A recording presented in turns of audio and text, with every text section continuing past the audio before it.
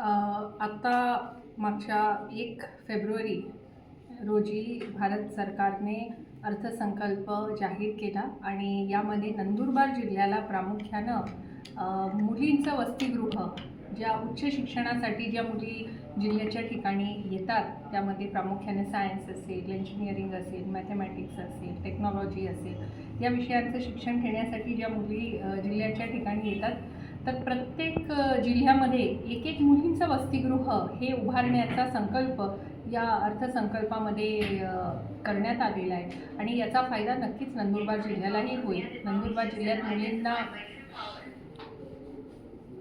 जिल्ह्यामध्ये मुलींना या ठिकाणी राहण्यासाठी एक सुसज्ज असं वसतिगृह निर्माण केंद्र सरकार करणार आहे.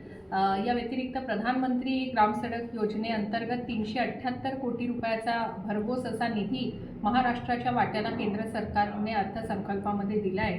नंदुरबार जिल्हा आदिवासी बहुल जिल्हा, अतिदुर्गम भाग असल्यामुळे आपल्या नंदुरबार जिल्ह्यामध्ये प्रधानमंत्री ग्रामसडक योजनेअंतर्गत बारमाही रस्ते हे अत्यंत चांगल्या प्रकारे नंदुरबार जिल्ह्यामध्ये प्रधानमंत्री ग्रामसडक योजना ही ऑलरेडी 3रा फेज आपला झालेला आहे. कदाचित त्यांना माहीत नसेल तर त्यांनी माहिती घेतली पाहिजे. प्रधानमंत्री ग्रामसडक योजनेअंतर्गत ज्या राज्यांमध्ये सर्वात पहिले फेजेस पूर्ण झाल्या त्यामध्ये महाराष्ट्र एक होता. किंबहुना मी खासदार असताना 16 असे हॅबिटेशन होते ज्या ठिकाणी रस्ते नजर चुकीने राहून गेले होते. टेक्निकल कारणामुळे ते रस्ते राहून गेले होते. आपला फेज पूर्ण झाल्यानंतर सुद्धा केंद्र सरकारने नंदुरबार जिल्ह्याचे ते 16 हॅबिटेशन जोडणारे जे रस्ते होते याला मंजुरी देऊन हे रस्ते पूर्ण करून घेतले. एवढंच नव्हे तर नंदुरबारच्या या आदिवासी भागांमध्ये पाड्यांना जोडणारे रस्ते यामध्ये 100+ हॅबिटेशन, जिथे 100 लोक वस्ती आहे त्या 100 लोक वस्तीला सुद्धा रस्ते झाले पाहिजे, यासाठी प्रधानमंत्री ग्रामसडक योजनेअंतर्गत एक कोर नेटवर्क हे तयार करण्याचं काम देखील केंद्र सरकारने केलेले आहे.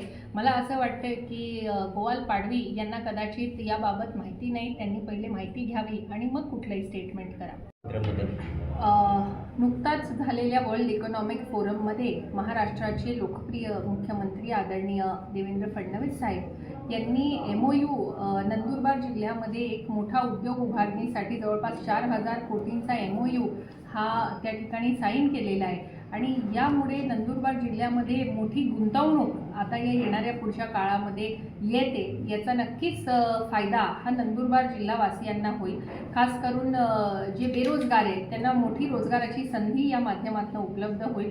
डायरेक्टली इनडायरेक्टली याचा मोठा फायदा नंदुरबार जिल्ह्याच्या सर्वांगीण विकासासाठी होणार आहे. त्याबद्दल मी माननीय मुख्यमंत्री महोदयांचे नंदुरबार जिल्हावासियांच्या वतीनं मनापासून आभार मानते.